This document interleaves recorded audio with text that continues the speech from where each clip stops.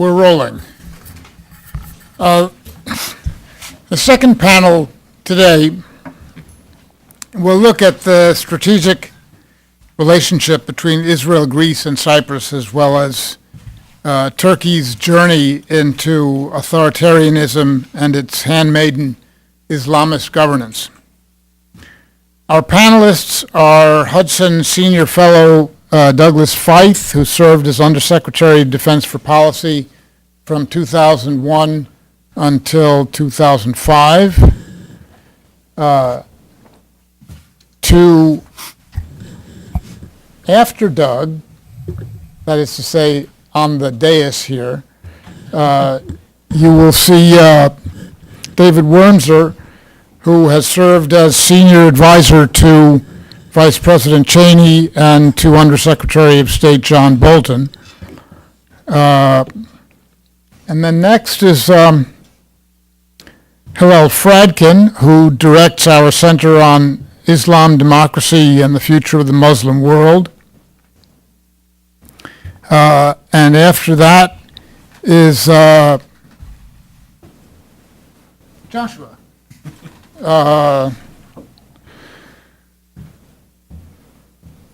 Joshua Walker of the German Marshall Fund, and recently a member of Secretary of State Kerry's Office of Chief Economist. And then we have Alexandros Petersen, who is a scholar of energy politics at the Woodrow Wilson Center here in Washington. And as I mentioned at the beginning of the conference today, the fuller biographies should be on your chairs or in your hands. Well, then we'll take care of that. And I would prefer to leave the discussing here to our panelists than to read what you or go over what you, if you don't have, will have when you leave. So let me turn the mic over to Doug.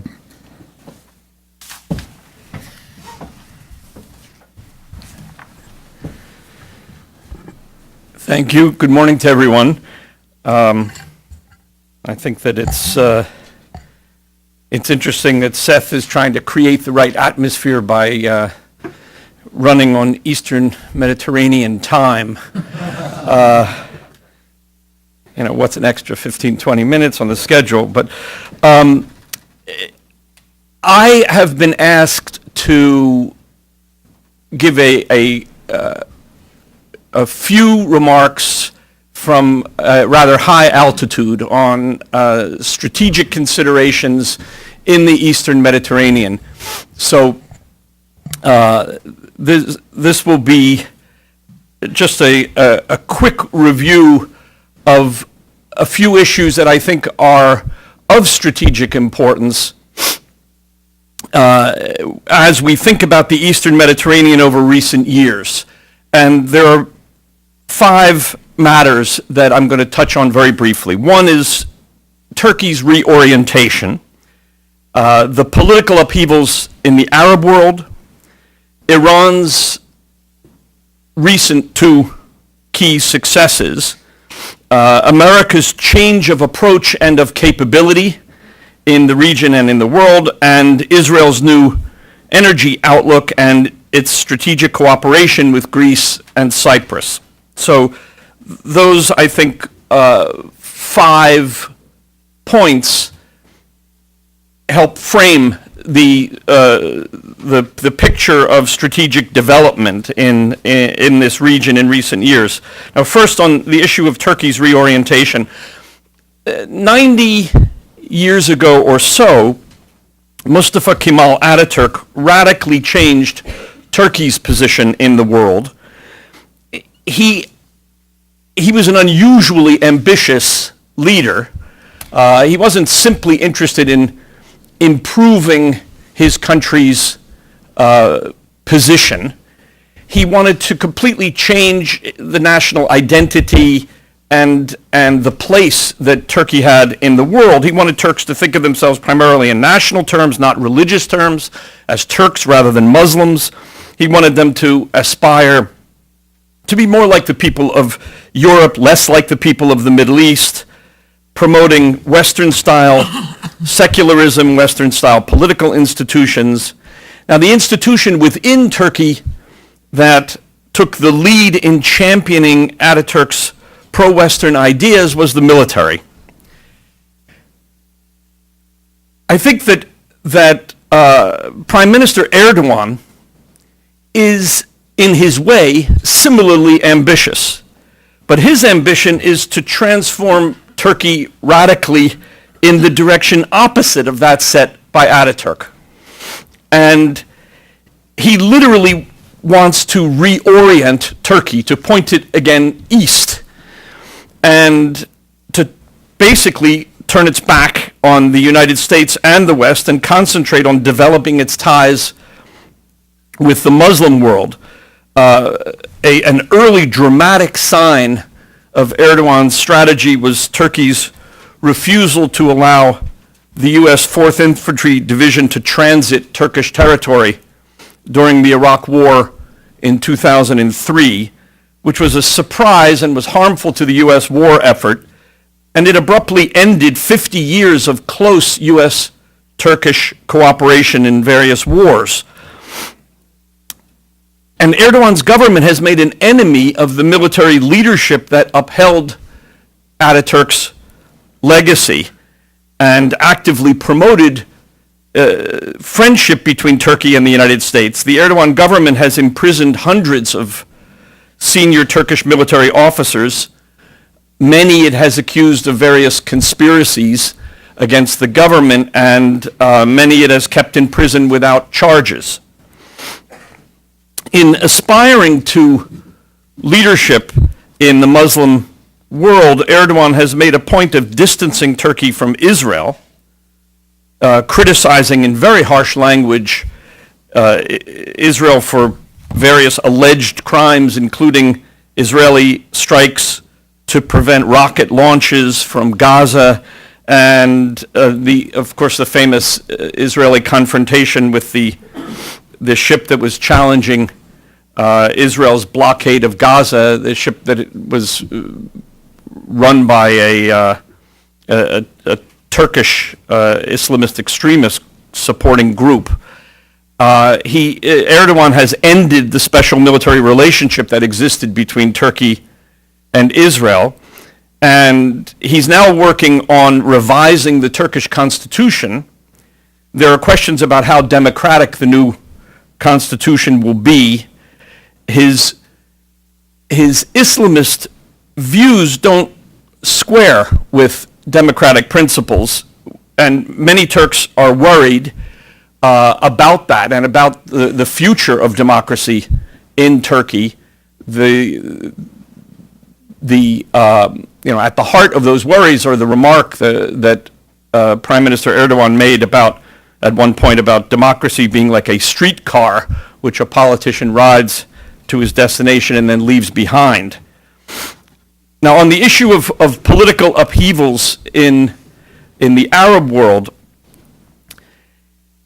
most of the regimes in the Arab world were authoritarian and repressive, and the upheavals that were originally referred to hopefully as the Arab Spring highlighted the instability inherent in such regimes.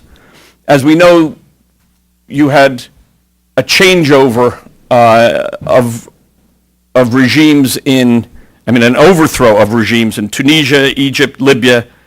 You've had challenges elsewhere in the Middle East, and of course now we have the Syrian civil war, which, as previous speakers have noted, is just astonishingly bloody and disruptive, producing not only, I think the current estimate is more than 110,000 dead, but millions of people displaced internally, and over 1 million refugees have left the country. The question posed by these upheavals is not just what kind of regimes are going to consolidate power in the various countries, but whether the countries themselves will survive. I mean, there are serious challenges here to the entire structure, political structure of the Middle East, and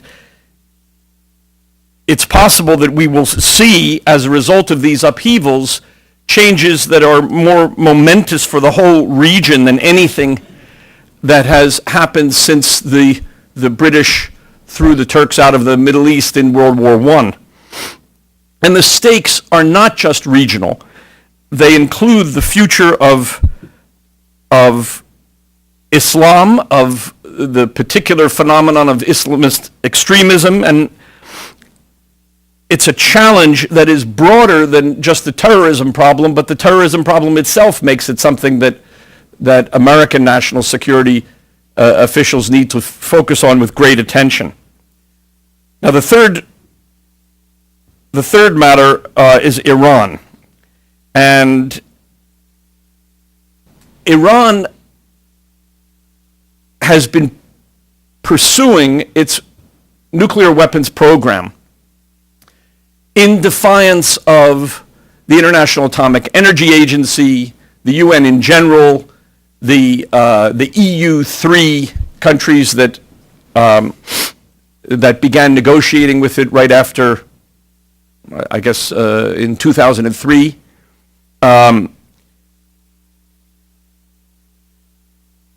And there are two major interests that Iran has been pursuing lately. One is the development of its nuclear weapons program in defiance of a large part of the world.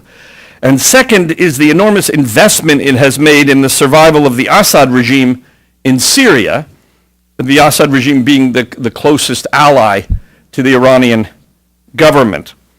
Both of those interests are looking quite good at the moment, which is, I think, a source of great worry should be a source of great worry for the United States, but I think a large part of the reason why they are looking so good from the Iranian point of view is because of U.S. policy. When the Obama administration changed the agenda from Assad must go to working with Assad as a partner in an arms control project to destroy chemical weapons in Syria, this was a victory for both Assad and for his sponsors in Iran.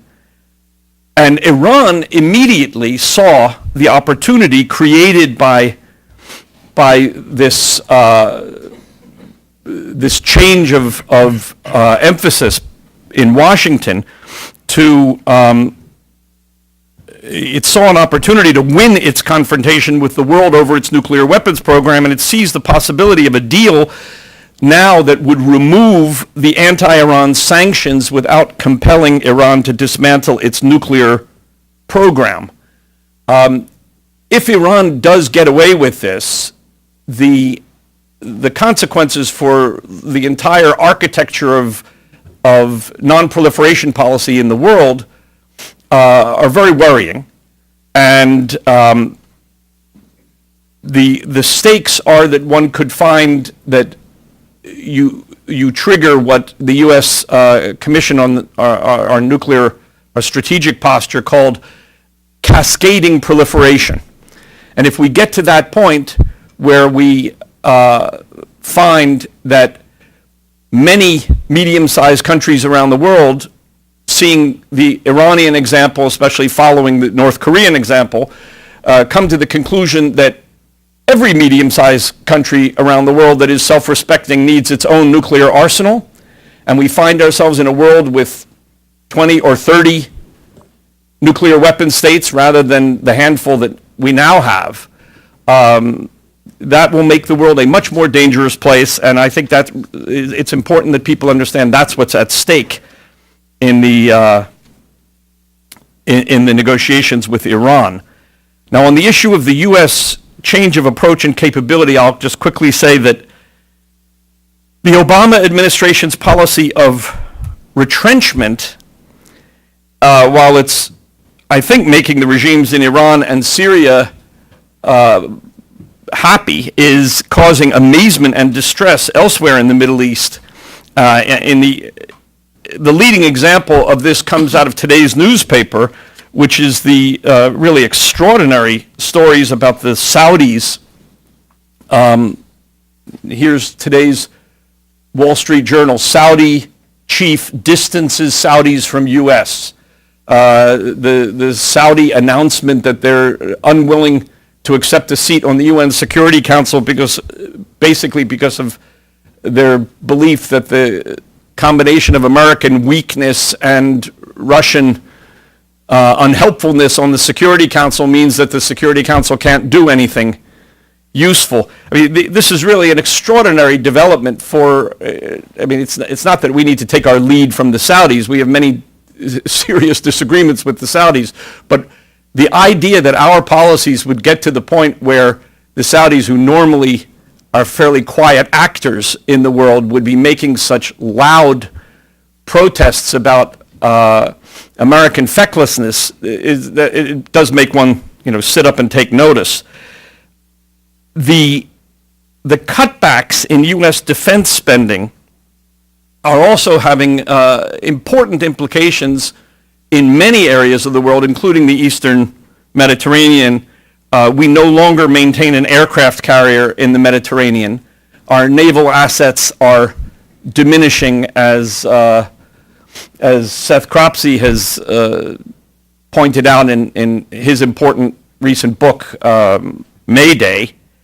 And again, out of the newspapers of the last day or two, the Chief of Staff of the U.S. Army just announced that we have no more than 2 combat brigades ready for deployment. And this is a direct consequence of the budget cuts that are underway in this administration. It's very troubling, and it's going to affect America's ability to influence events around the world. Lastly, on the issue of Israel, despite all of these problems in the Middle East that I've already touched on, none of which are rooted in the ongoing conflict between Israel and the Palestinians, the U.S. Secretary of State has chosen to focus on what I think most knowledgeable observers believe is going to be yet another vain effort to try to produce a negotiated peace between Israel and the Palestinians. I mean, it's not that it's not a worthy goal to do that, but it's a rather remarkable decision about how to invest, limited diplomatic capital at this moment. Now, I'm pleased to say, after this grim review of strategic developments in the area, that there are, as other speakers have noted, there are a few bright spots, and those bright spots are the topic of these panels today, and that is the energy developments in the Eastern Mediterranean, which are highly significant and will affect the energy prices globally, and the strategic cooperation of Greece, Cyprus, and Israel, which is something that I think serves not only the interests of those countries, but the interests of the United States also. And since I'm well over my time, I will stop there and allow the elaboration of these points to be made by the other panelists. Thank you. Thank you, Doug. Dave Wurmser is next. Dave?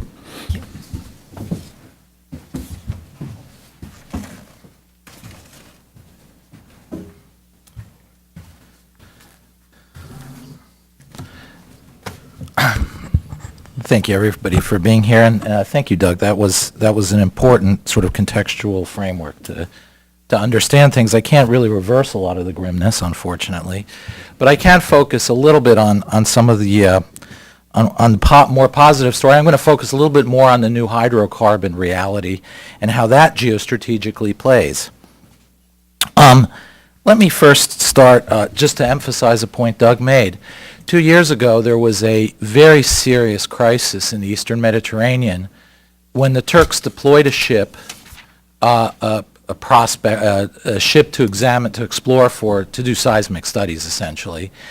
Ironically, the ship's name was named after a cartographer that served as the Ottoman Empire's forward cartographer during the imperial expansion to map out territories they were about to invade. So the name suggested something. And they sent it and threatened to send it into the Cypriot waters that are in the Greek Cypriot part and the southern Cypriot part and even into the Israeli parts. And it was a very grave crisis.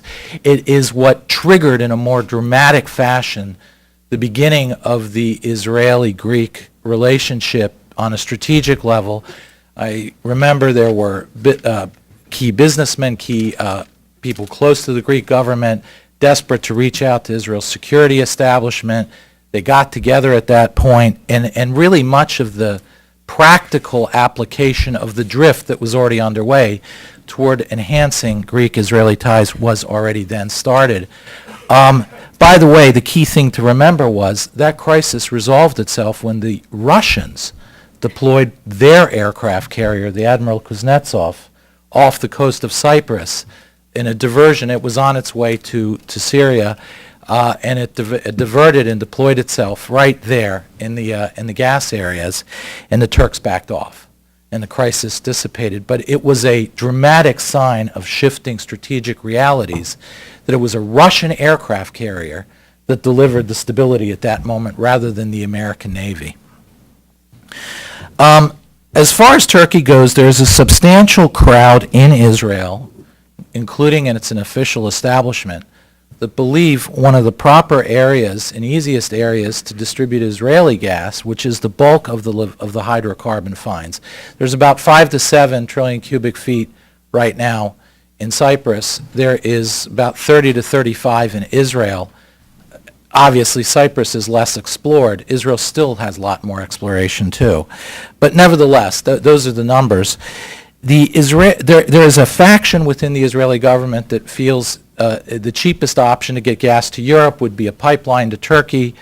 And then on top of it all, Turkey is facing a serious gas crisis shortage in the coming years. And as a result, Turkey could want 30 to 35 trillion cubic feet of gas is something that Turkey could desperately need, so that perhaps this could drive a strategic shift between Israel and Turkey. I'm saying this because there is a substantial crowd in the Israeli government, and there's also a substantial crowd in the oil and gas industry in Israel that believes this. There's even a company, Turkus, which is talking very seriously about it. And moreover, I think that in general, gas is, everybody, you saw it in the Supreme Court decision yesterday that was briefly referred to. The Israeli gas policy set in what's called the Tzemach Committee recommendations outlined how much can be for export. It deliberately this time included the regional export within the larger export structure rather than a cutout, as many people had wanted, showing that there had been a major shift in the Israeli government, or push in the Israeli government over the last year toward trying to make this more of a regional export strategy than an international long-range export strategy. I think the theme of this conference is important because, honestly, I think that's all going to be a bust. I think the fundamental strategic direction of the relationship between Israel and Turkey is impossible to manage. And that gets me to one of the key points I want to make, which is Israelis tend to think of these economic levers as mechanisms to drive strategic change. But the history of doing so is a sad one. I remember sitting with a senior Israeli official 2 years ago telling me there is no way Egypt will cut off its gas supplies to Israel. The Egyptian government relies way too much on the revenue, and specifically even in terms of corruption, key Egyptian officials benefit too much from this gas trade to ever think of allowing it to be cut off. And sure enough, 3 months later, the first explosion happened in the pipeline, and since 12 to 15 more happened, and it's over. So economics does not drive change. Yet the Israeli government continues to fall into that proclivity. So I guess the point I'm trying to make is gas sales and the export policy of Israel, Cyprus, and so forth, it probably will follow strategic shifts rather than cause them. And now let's look at some of these strategic factors underway. One, Europe. Europe does need gas. Now, its dependence on Russian gas has been out there for a long time. I'm not convinced Europe, while it ostensibly wants to wean itself from such extreme dependence on Russian gas, I haven't really seen the will there to do it. Where Europe is far more concerned right now is sort of unknown here or unnoticed here in Washington, is that between 15 and 20% of Europe's gas comes from North Africa. And specifically, it comes from 4 different pipelines coming from North Africa. But if you go beyond the coast and look at where those pipelines originate, 3 of those 4 pipelines all originate in one point in Algeria. And moreover, the Trans-Saharan pipeline coming from Nigeria, which was an alternative supply of gas for Europe, also flows through that single pipe and then goes through either the Transmed pipeline, the Gibraltar pipeline, the Almeria pipeline. These are major pipelines. The Transmed pipeline is a 33 billion cubic meter of gas per year pipeline flowing to Sicily, heavily reliant. Italy, southern France, heavily reliant on this pipeline. So the reality is, as the Arab state breaks up, Libya we see is offline. There's no oil flowing from Libya.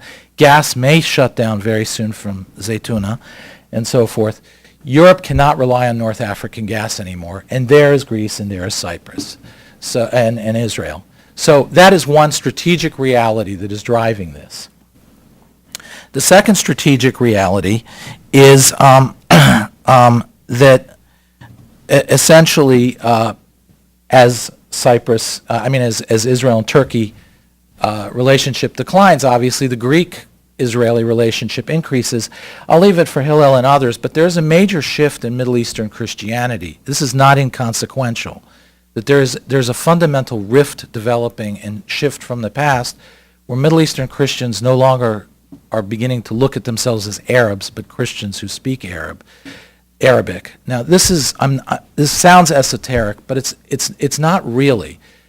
Until now, there was a fundamental feeling that among Middle Eastern Christians that they have to come to terms with those who sit atop them, the Muslims, and that being friends with Israel, siding with Israel, alliance with Israel, talking about historical ties with Israel, wasn't really a bestseller.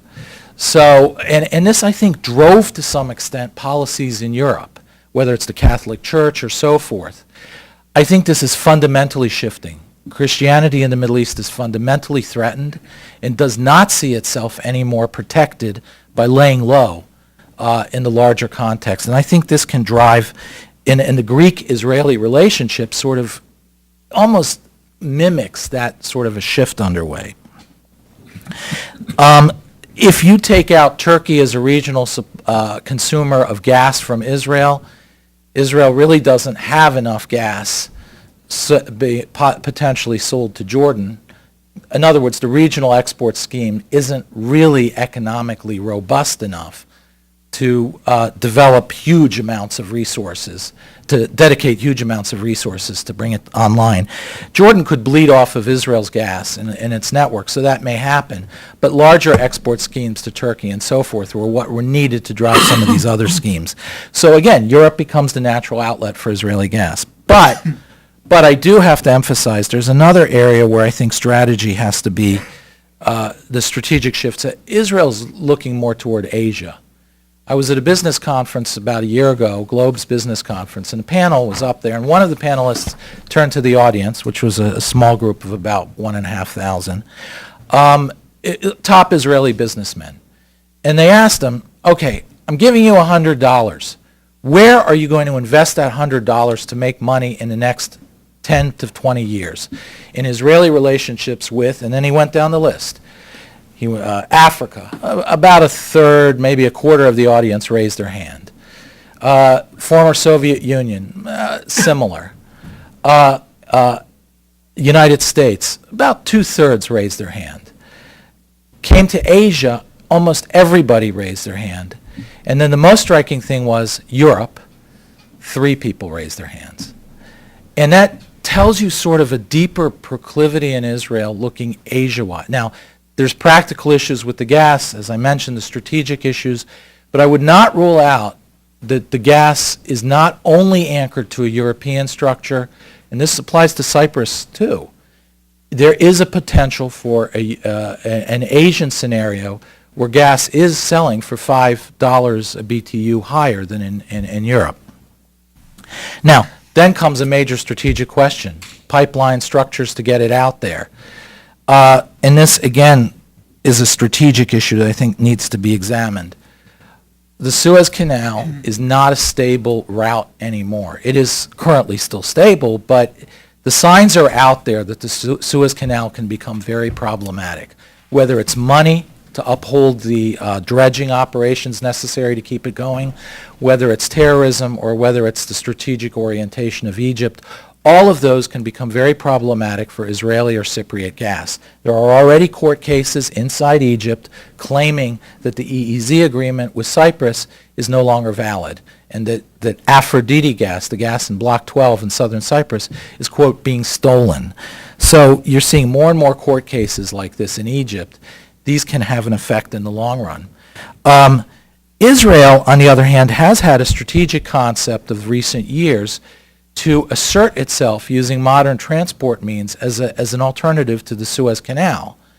And the Israeli government, again, there's a substantial faction within the Israeli government that believes that the gas trade could become one of the major elements driving the creation of this corridor that I think you mentioned earlier, except you mentioned the rail link, which would obviously be a very serious challenge to the Suez Canal in terms of container cargo. But the Eilat Ashkelon Pipeline Corporation, that old Iranian-Israeli project from the 70s, to take Iranian gas to Europe through pipelines in Israel, is very much, it has been operating in reverse with Central Asian oil, could be redone as a gas corridor, and could be made. Now, there's major environmental and zoning issues with that, but nevertheless, there is a substantial faction with the Israeli government that believes this is Israel's strategic opportunity to position itself now as the alternative gateway of Europe to Asia, linking Europe and Asia through the geographic advantage Israel has of being in the middle. And that the gas trade would be used to do so, but that would mean there would have to be gas trade with Asia. So again, it's important to remember there are major voices in Israel also talking about bringing the gas to Asia. As far as strategic issues dealing with the gas to Europe, going back to the Europe, nobody's talked about Russia yet. And Russia is a very significant factor here. Russia was hoping to be a major player in the Greek Cypriot gas structure, but there's been major problems lately. ITERA, which was being negotiated with the Cypriot government, a Russian company, a major Russian company, to supply gas to Cyprus in the short term until the main gas field comes online, those negotiations have broken off. DIPA, which is one of the main Greek pipeline structures, part of the Trans-Adriatic pipeline structure, Gazprom was making a play, and Rosneft were making a play to be a major player. They pulled out. You saw with the negotiations over the bailout of Cyprus and and raising financing, the Russians were going to play a major role, backed out. And then you had the Lebanese field. Suddenly Russia's showing up trying to bid major for the Lebanese fields. Most specifically, they're bidding for the 10 fields bordering Israel, which are controversial. And that, again, shows a strategic shift. So Russia can be a major problem for any European gas pipeline, the gas export structures. They won't take easily the rise of major production zone that's not in their control. And I would look to those strategic problems. Then finally, one other thing, I'm basically trying to put some key issues to be examined, is Israel internally and the gas issue. Eli Gruner mentioned the Supreme Court decision, and deliberateness. I think it's underestimated how big a change this is in Israel and will be in Cyprus. Israel right now is undergoing, everybody reads high-tech nation, the startup nation, and looks at Israel as this high-tech biotech wonder, and that will still be a fundamental of Israel's economy. But the next 10 to 20 years are a fundamentally different picture. Competitiveness is an issue. Major structures are breaking down, large conglomerates. Most of those involved in the gas industry in Israel are precisely those, quote, tycoons that the government is targeting. 2, infrastructure. Israel doesn't have enough power plants, major rail construction, et cetera, et cetera. We're looking at 20, 30, $40 billion of infrastructure work in Israel over the next 10, 20 years, which rivals the amount that high tech has. Large capital investment, Red Sea corridor that we're talking about. In other words, Israel's in a fundamental transformation, and this gas structure will have to be understood ultimately how all this shakes out. And it could well again be Asia versus Mediterranean. I think that Israel will go with a substantial and robust Mediterranean structure. I think Noble Corporation is already sort of committed to doing it. I think Israel's strategic relationships with Cyprus and with Greece are fundamental, and therefore that trade will exist. But I would look at also looking to Asia, and potentially I would suggest that Greece and Cyprus's access to Asia could eventually devolve as part of this triangle with Israel. So I'll leave that, throw a few things out. Thanks. I think I just took your thing here. Did I take your notes here? No. Okay. Very good. Thank you, David Wurmser. Next speaker is Hillel Fradkin.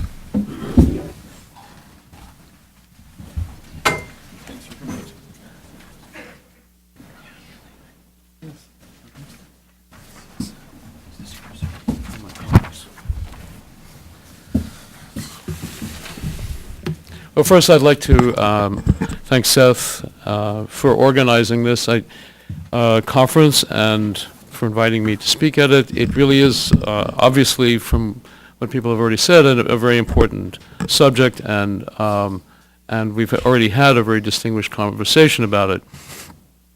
I think I should say before beginning that the Mediterranean is obviously the reference point, and there have been several analogies drawn to it.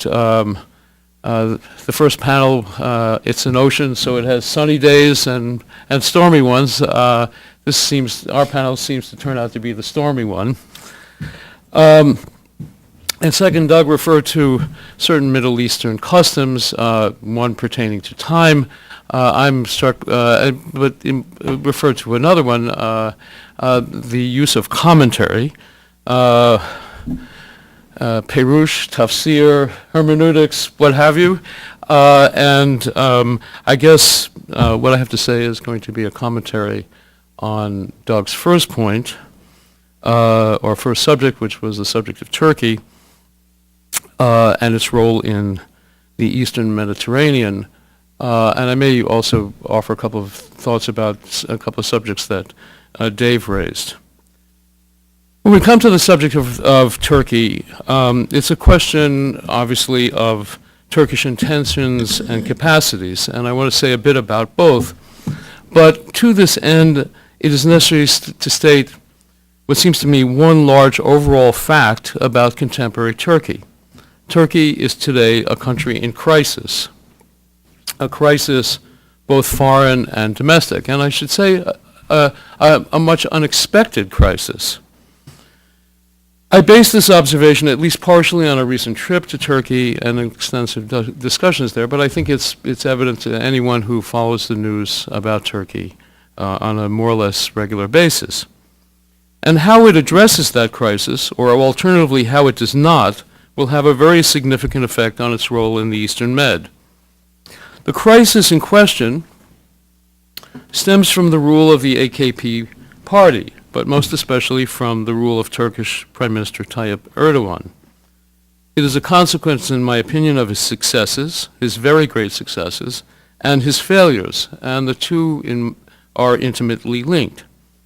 I will give something of a shortened version of, and more focused version of what Doug referred to earlier. I think I can explain this crisis by talking about the origins of Erdogan's rule and its trajectory over the years. And in doing so, I expect I'll address the question of intentions and capacities I mentioned at the outset. As is very well known, Erdogan emerged from the Turkish Islamist movement and its earlier political efforts, whose longtime leader was former Prime Minister Erbakan. Erbakan was the mentor of Erdogan and other significant contemporary figures. But Erbakan was ultimately a failure. The AKP was founded in 2002 to succeed where Erbakan had failed. It was founded essentially by three men, Erdogan, Bülent Arınç, currently a deputy prime minister, and Abdullah Gül, currently president of Turkey. And it did succeed, quite spectacularly. Out of the box, it achieved a legislative majority and has since won 2 successive elections. Erdogan's early success was built upon a relatively cautious and restrained approach. It entailed policies which could be broadly popular with the Turkish public. An economic turnaround from what was then a very severe economic crisis, and the expansion of civil authority at the expense of the Turkish army. But as it turned out, and as some predicted, Erdogan continued to nurture larger ambitions and hopes. And as his success continued and even increased, Erdogan felt ever more free to indulge those hopes. He spoke and acted as if his will sufficed to make things so.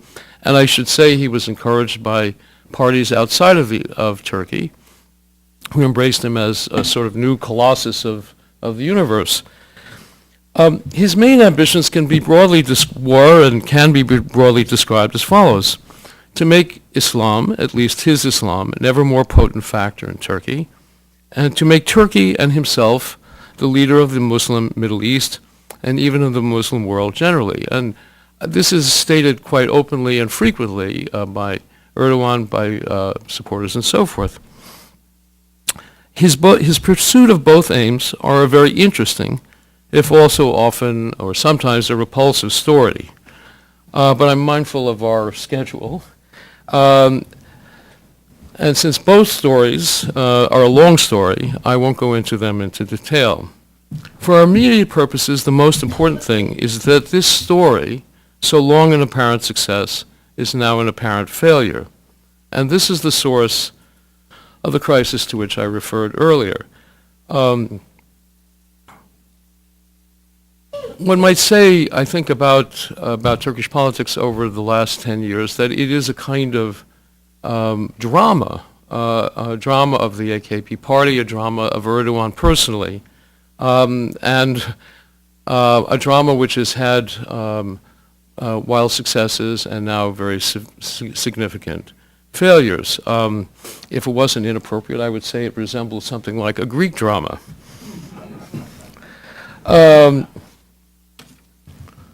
Erdogan is reluctant to admit this situation, perhaps can't even to himself. But many people in Turkey see this, including and perhaps most importantly, people in his own party and others who were generally supportive of him. The failure is most visible in the regional or foreign area. Turkey is today not the leader of the contemporary Middle East, which it aimed to be and actually still claims to be. Its rival and enemy, Iran, is. Erdogan has generally been unable to effect his will anywhere in the region, most notably in Syria, but elsewhere, Egypt, so forth. Indeed, Turkey has suffered several defeats. His domestic difficulties have also become increasingly evident, most obviously through the Gezi Park events, but in many other ways as well. There is manifestly now a yearning for a new course, even among people in his own party. There may even be a yearning for a new leader. The phrase one hears most commonly in Turkey about Erdogan is that our prime minister is very emotional. And that's not meant to be a praise. But Erdogan is still the head of his party and the country. So the present question is, and even if, I mean, I know we're supposed to take the long view, but Erdogan has been the long view. The question is, how might Erdogan deal with his current weakness, and what might be the consequences for others? The possible answers cut different ways.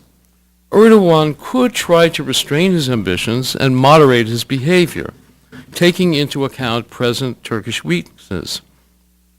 And I think one particularly relevant to today's discussion is Turkish military weakness.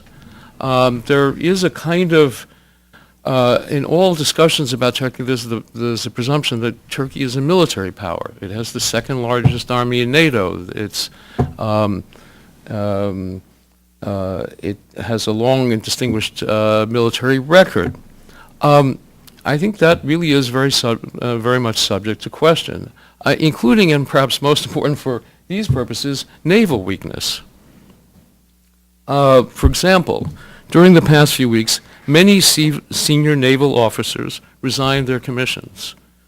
Erdogan reacted with fury to this, but it was not altogether surprising considering how many of their colleagues are languishing in prison. I think recently, something like half of the senior admirals of the Turkish Navy are now in prison. Alternatively, Erdogan could insist on maintaining his heretofore combative course, both domestically and regionally. And so far, this is largely what Erdogan has done. A recent example was his presentation of a new so-called democratization package. There are a number of interesting things about this. It has been expected all summer. It's been looked forward to all summer. There was an enormous amount of speculation and finally also certainty on the part of the Turkish press about what it would contain. There were all sorts of rumors about how it would address different issues.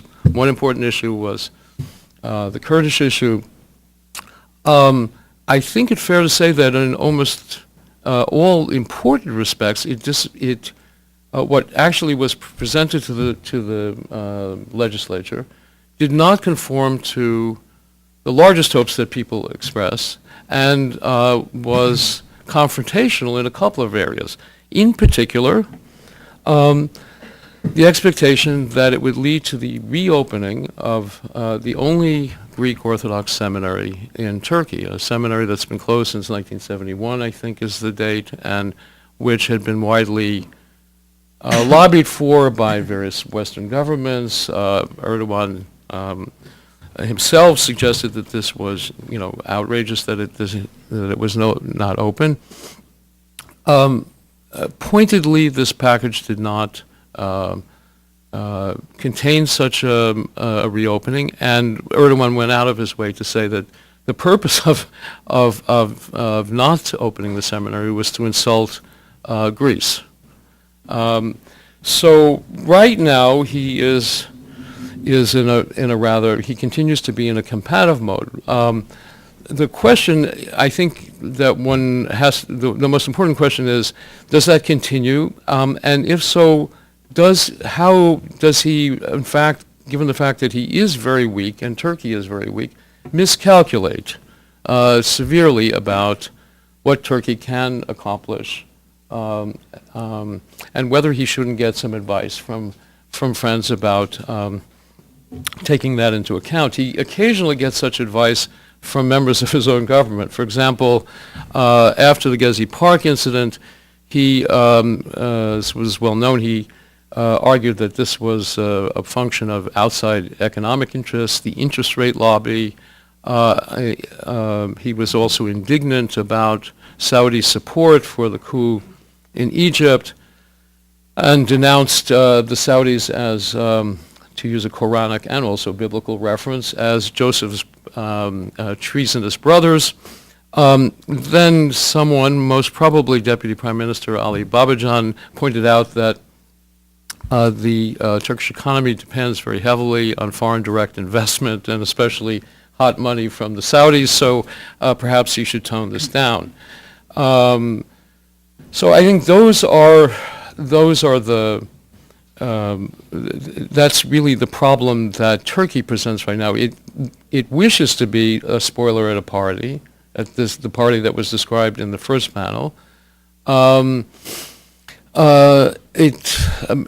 may be such a spoiler. It lacks, to some degree, the capacity to do so, and how all of that plays out is very much a question, but a dangerous one.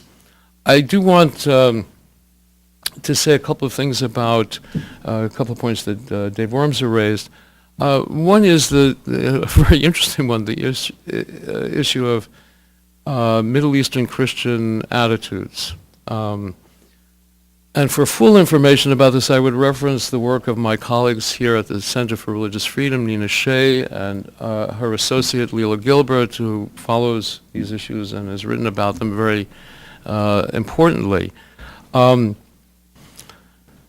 The net result of the Arab Spring so far in Christian terms has been a very disastrous decline in the situation of Christians in Middle Eastern countries, except in one place, in Israel.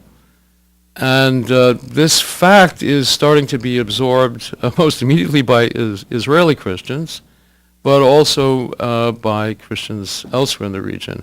As far as the Israeli Christians are concerned, there is a new movement among Israeli Arab Christians to increase their participation in the Israeli Defense Forces. There was one other thing that you mentioned, but I can't remember now. Russians? Yeah, the Christian and Russian thing, it seems to me, are kind of important, but maybe we'll come back to that.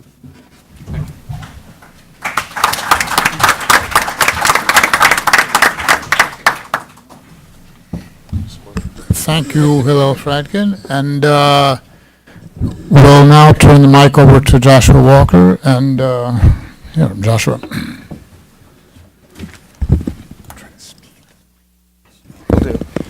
So we're on Eastern Mediterranean time. That's always fun.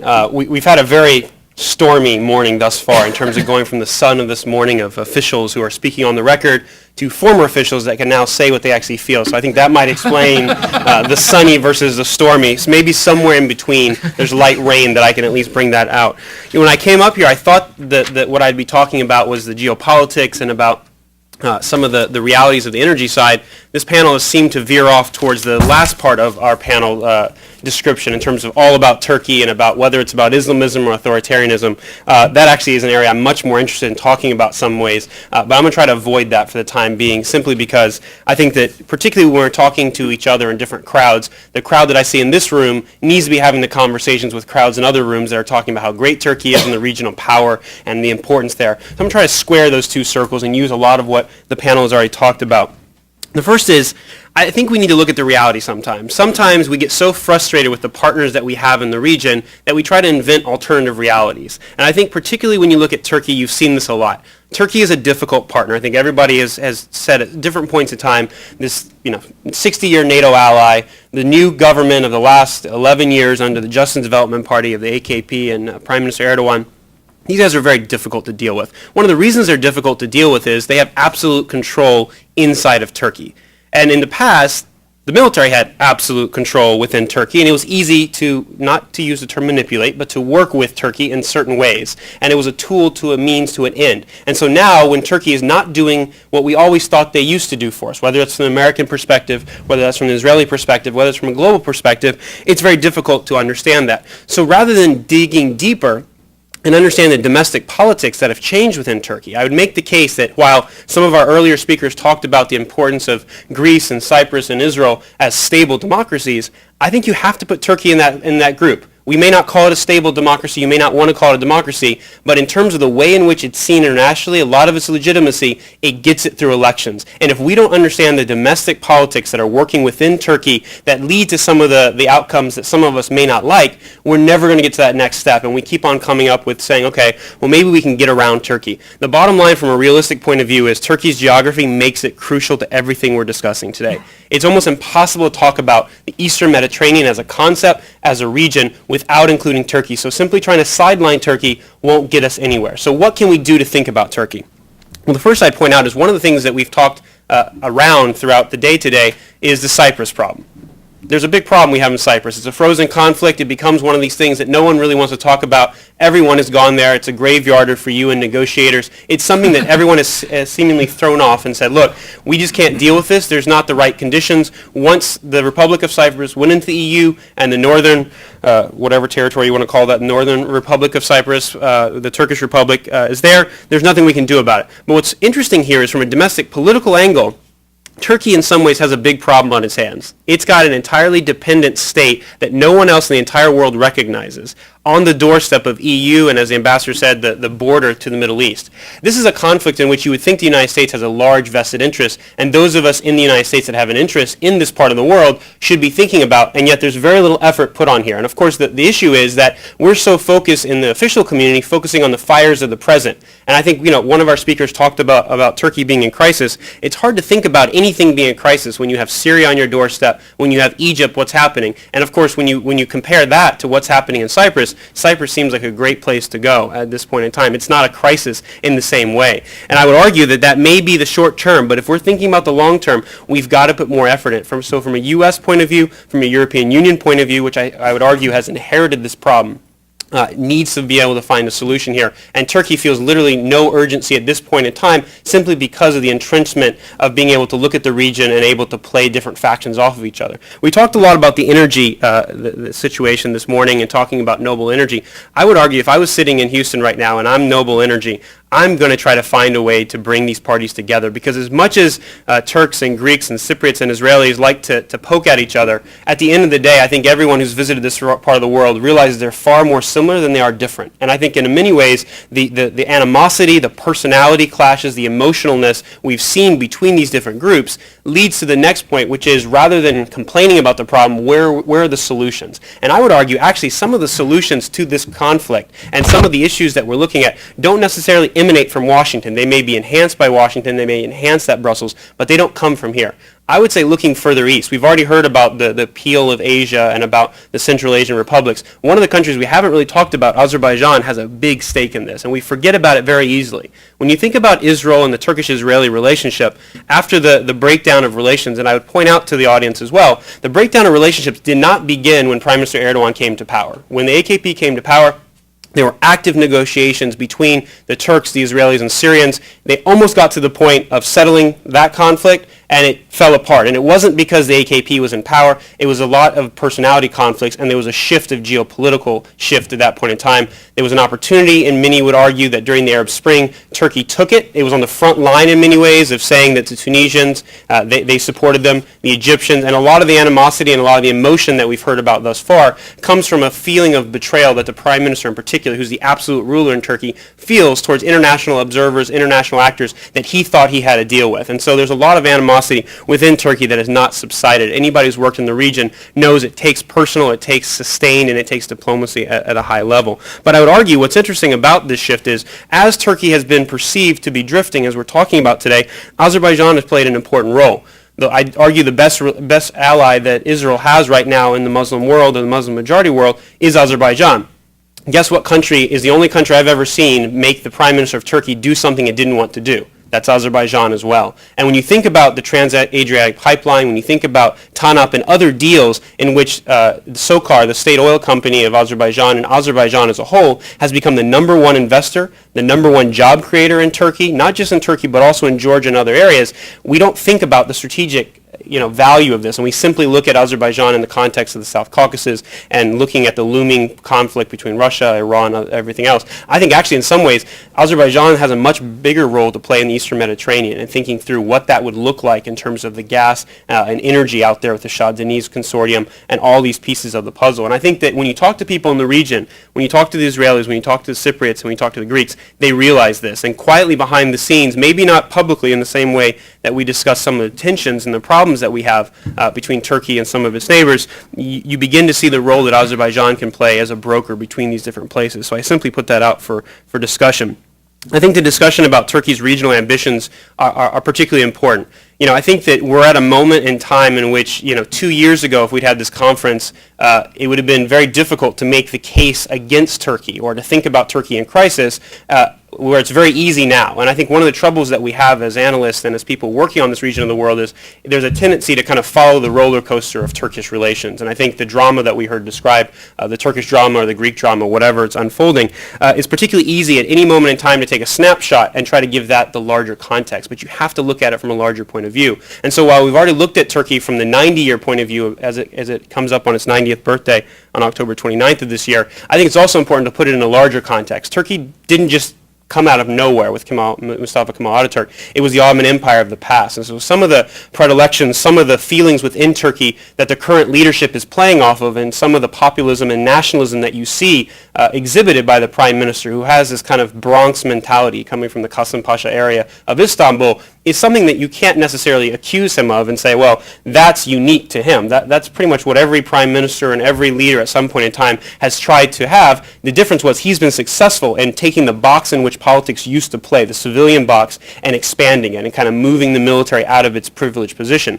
That doesn't mean that there aren't levers within Turkey. And I think particularly right now, the regional ambitions that Turkey has had, many people in Turkey, the business community would say, look, they've bit off more than they could chew. And particularly its downgrade of relations with Israel, with Cyprus, other places, is coming back to haunt Turkey in a very powerful way. And particularly when you look at the role of the EU, or the non-existent role of the EU currently, despite Turkey still being an applicant member, that's an important place to focus on, and the business community is very concerned about this. And whatever politics may have, I think the challenge with Turkey and Turks in general sometimes, and I think I'd make this broader with Mediterranean, Turks blow off steam, the prime minister blows off steam and then doesn't understand how he's poisoned the well with the international community, without realizing that sometimes, at least in the American bureaucracy that I know best, when it gets to the point that a principal has to say some of the very harsh language that's been said in private quarters, that means that an entire bureaucracy's gotten there, and it's not just blowing off steam. That means it's like a lava, eruption from a volcano. The lava is already hot. You can't put the lid back on at this point in time. Whereas in the Turkish system, it happens all the time. You blow off steam, you go behind the scenes, you just make a deal.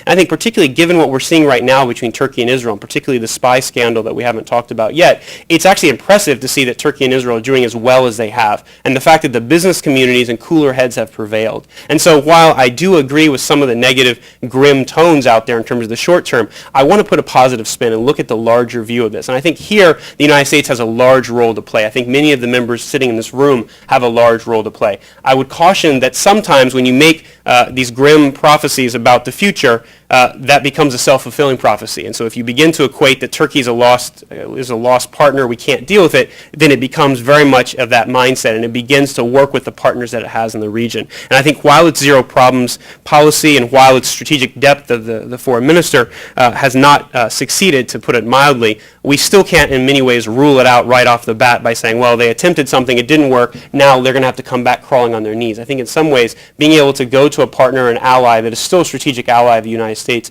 working with them and understanding the domestic context in which they're operating to figure out which levers of power need to be activated, whether that's from the Azeri side, whether that's from the Turkic world, or whether that's from the U.S. domestic side of things, I think is particularly important. So I think we've heard a lot about the role of energy. I didn't get a chance to get into it as deeply, but I know that we've only got a short amount of time and everyone's waiting for lunch. I don't ever want to be the person that has to stop that. But I would simply say that we've heard the term game changer used about the energy resources. I would simply echo that in many ways, keeping politics as far away from the energy development and the business opportunities that exist here are the best way forward. And the way to keep politics away is to have a larger umbrella in which a discussion can happen, as opposed to it becoming a zero-sum game. We heard all the officials at different points of time say this is not a zero-sum game. They all are interested in some type of cooperation. There's a discussion actively happening. There are major problems that exist for sure with Turkey, and it can certainly be a spoiler in a lot of ways. But I think having them at the table, having a discussion with them, and working together as we have, and having the discussions we're having in this room with the players that are here,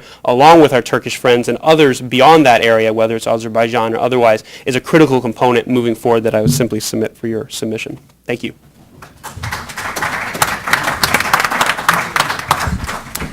Joshua Walker, thank you very much.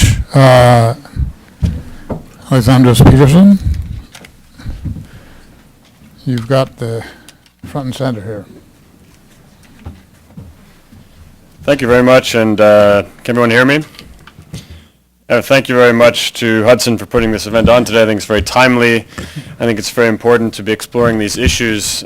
We tend to think of Europe and its neighbors either as a sort of a rather boring place nowadays when it comes to the rise of Asia, or as just sort of a basket case in the context of the international economic crisis. But there is far more than superficially meets the eye going on along Europe's periphery, and so it's very important here in Washington, I think, that we be having these sorts of strategic discussions and looking at the much broader picture. Now, I am a think tanker at the Woodrow Wilson Center, but I also have another second hat as an energy consultant, working mainly in Eurasia and to a certain extent in the Middle East as well. And so I'm actually going to put on my energy consultant hat today, and I'm going to try to put some meat on the bones and some, let us say, sobering assessments behind some of the discussion this morning and today that we are touching on when it comes to what has been called the energy triangle between Israel, Cyprus, and Greece. I'm going to pretend, in fact, that I'm doing a sort of a risk assessment and strategy report for a company that might be trying to build a pipeline between these three countries to European markets from Eastern Mediterranean reserves. And so what is probably the first thing that I would say in that report? I would first of all say that when we are talking about building an actual piece of infrastructure, when we are talking about laying pipe undersea and connecting a number of key sort of geopolitical islands in this part of the world, the old adage from the Clinton years in trying to achieve the Baku-Tbilisi-Ceyhan pipeline from the Caspian to the Mediterranean rings very true, which is that happiness is multiple pipelines. In fact, nowadays, in this new age, or what the IEA calls the golden age of gas, you can in fact say that happiness is multiple pipelines and LNG stations. And it's encouraging that actually this plan, but in this energy triangle between the three countries we're discussing today, does include both, because that makes it far more commercially viable. And that's the key thing that I would like to underscore in my brief remarks today, which is that it is, as we have seen with probably every single major pipeline in Eurasia, except for the one that the Chinese built to Turkmenistan, with every single other pipeline in Eurasia which has been led by Western governments or Western companies or regional governments, there has been a lot of discussion, and there has been a myriad MOUs and agreements between governments. But at the end of the day, governments don't build pipelines. It is companies that have to invest in laying the pipe. And they need buyers. People have to buy the gas. So that is not to say that we shouldn't be enormously enthusiastic about, and I'll underscore this, about this burgeoning relationship between Israel, Cyprus, and Greece. It is very encouraging to see, for example, at the beginning of this month, the stepped-up agreement between Greece and Israel that the two energy ministers signed, which was not just about energy transit and transport, but was also specifically about the joint and tripartite development of resources in Greece and potentially in Israel as well.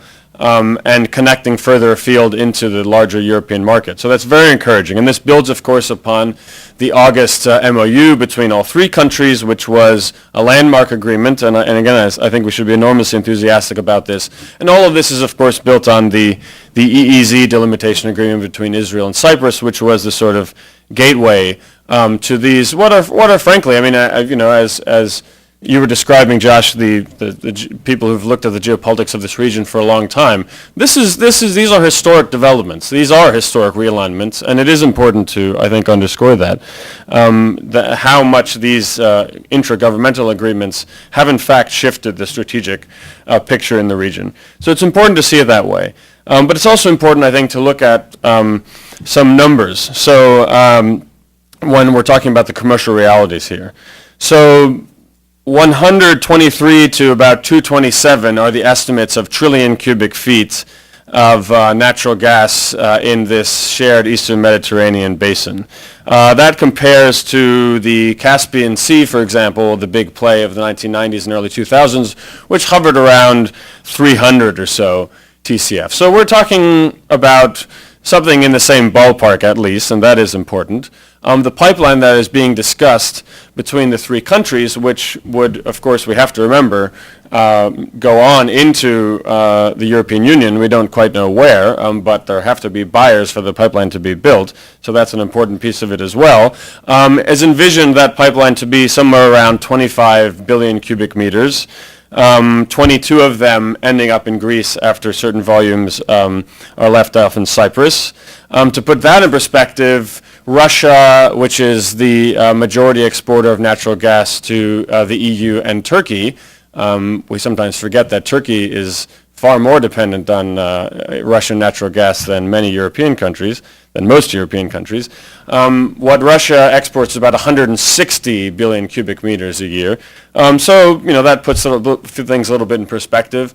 The capacity of the natural gas pipeline that was briefly mentioned, the Trans-Adriatic and Trans-Anatolian pipeline connections from Azerbaijan into Europe is going to be initially 10 billion cubic meters, expanded to 20 billion cubic meters. So this gives us a little bit of a sense of the volumes that are going to come in and at least are going to be planned to come in and what we're talking about.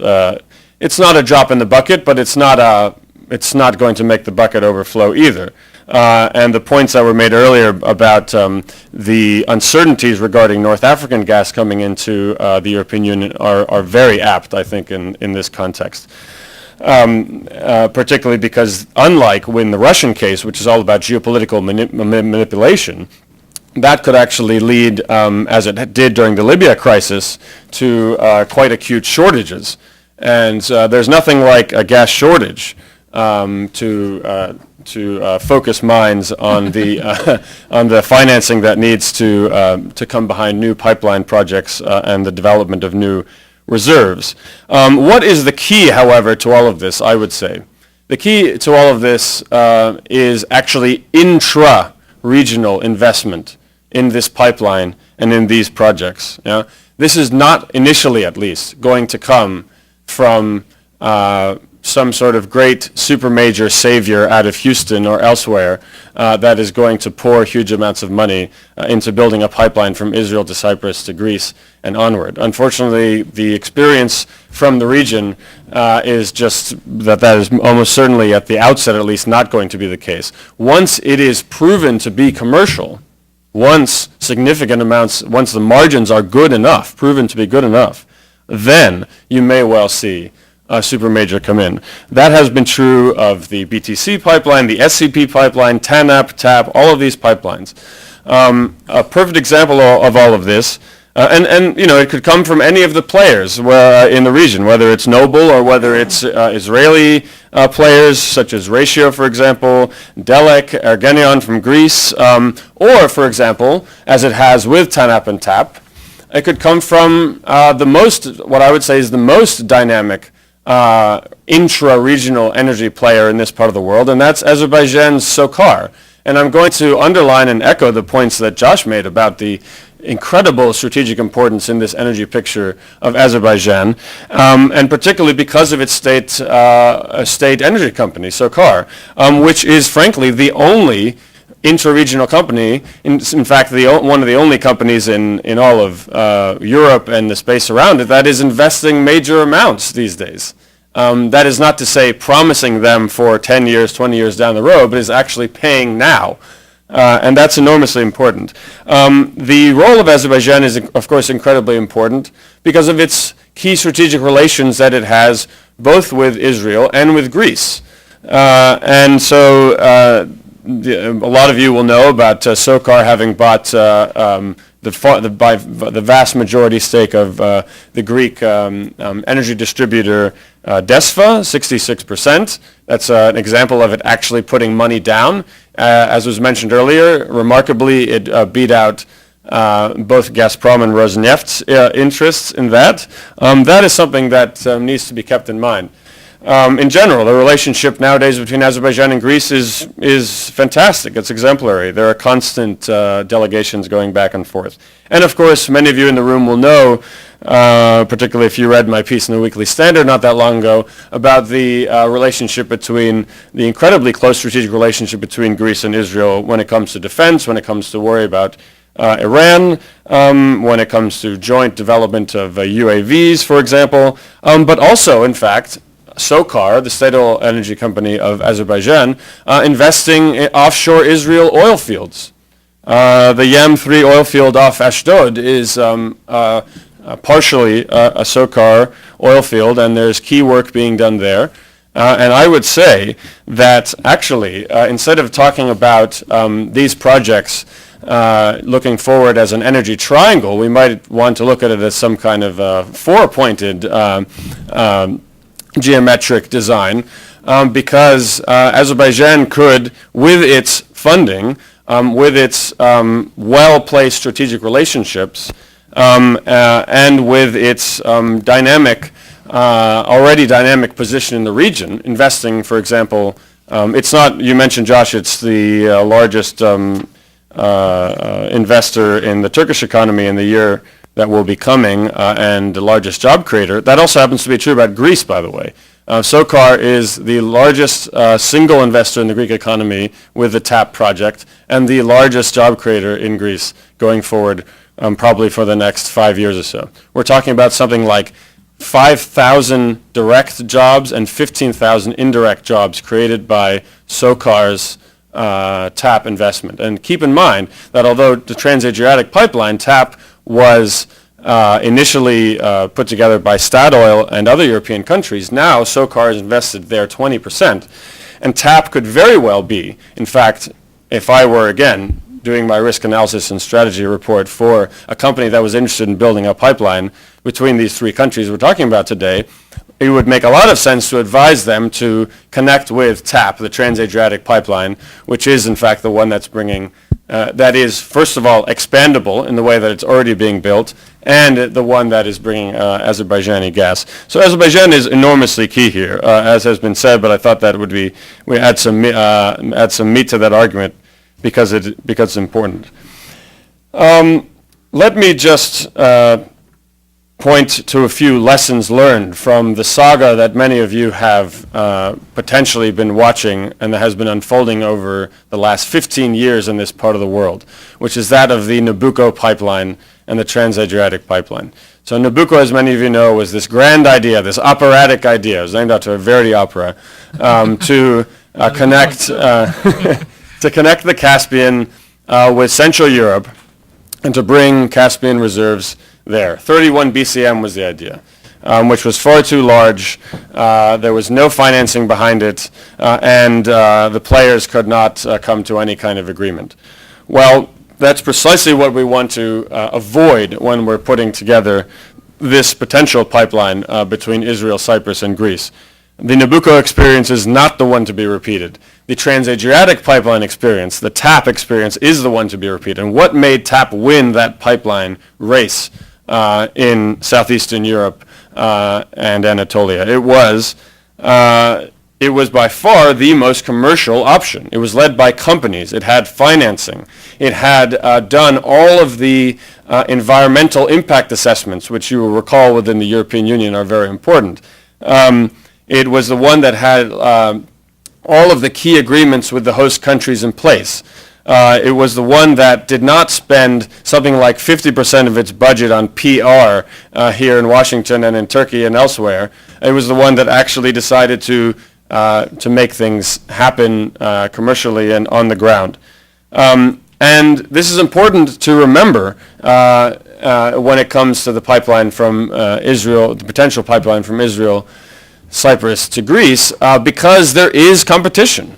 Now, I did say that happiness is multiple pipelines, but let's say this is the one we would like to invest in. We want to get our project realized, right?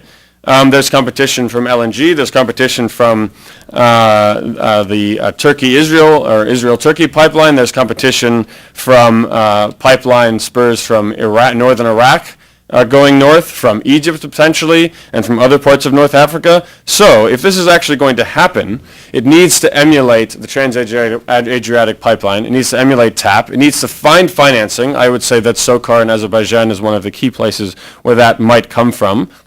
And it needs to find upstream buyers. Okay, I cannot emphasize this enough. Now, this may all seem to those of us who are in diplomacy and politics in those sorts of worlds that those are just the details to be worked out. Well, of course someone will want to buy the gas. Well, that's not in fact the case. It's far easier to sign 100 memoranda of understanding between these three countries than it will be to find buyers of the gas within the European Union. So let me just end with that.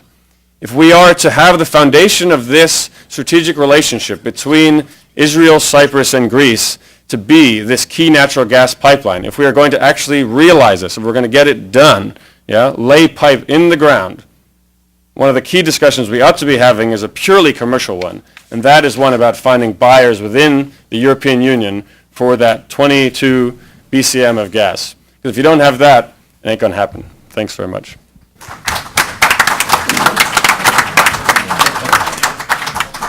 Alexandros, thank you very much. We have been talking about some occasionally unorthodox solutions to problems here, which is a good idea. And I propose one for our current situation, and that is that we have lunch now, because many of you might be hungry, and that you take the opportunity of lunch to address questions to our panelists here, and that will help us get back on schedule so we can begin the panel roughly around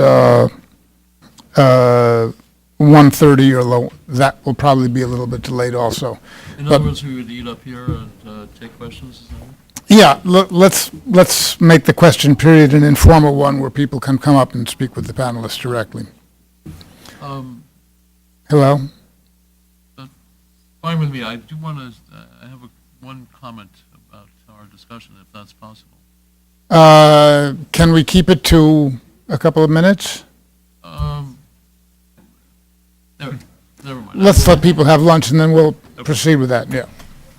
Thank you, and lunch is served right outside.